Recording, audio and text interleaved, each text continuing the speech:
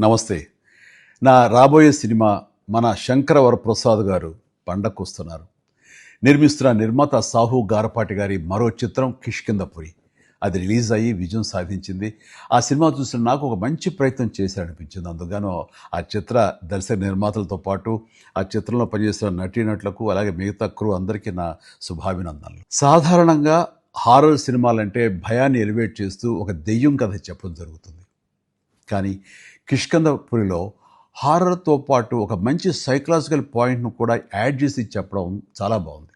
అంటే శారీరక వైకల్యం కంటే మానసిక వైకల్యం చాలా ప్రమాదకరమని చెప్పడం, అలాగే మనిషికున్న బాధలు, కష్టాలు పక్కన వాళ్ళకి చెప్పుకోకుండా ఒంటరితనం అనుభవిస్తుంటే వచ్చే ప్రమాదాలు గానీ, పరిణామాలు చాలా సమర్థవంతంగా తెలిసొచ్చేలాగా చిత్రీకరించాడు డైరెక్టర్ కౌశిక్ పేగలపాటి. ఈ చిత్రం ద్వారా బెల్లంకొండ సాయి శ్రీనివాస్ ఒక మంచి విజయం తన ఖాతాలో వేసుకున్నాడు. అలాగే అనుపమ పరమేశ్వర్ కూడా ఒక మంచి విజయం దక్కించుకుంది. మ్యూజిక్ డైరెక్టర్ చేతన్ భరద్వాజ్ తన పనితనం బాగా చూపించాడు. టోటల్గా 'కిష్కింధపురి' టీం అందరికీ మంచి సినిమా అందించిన మన టేస్ట్ఫుల్ ప్రొడ్యూసర్ సాహు గారపాటి గారికి నా హృదయపూర్వక అభినందనలు తెలియజేస్తూ